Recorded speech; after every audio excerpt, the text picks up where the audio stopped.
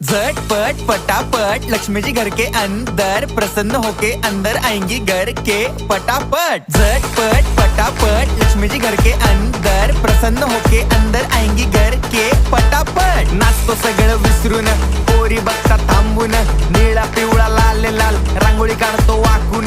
सणासुदीला रांगोळी काढ, भाऊचा बर्थडे रांगोळी काढ, नवीन वर्ष रांगोळी काढ, कलर उरला रांगोळी काढ।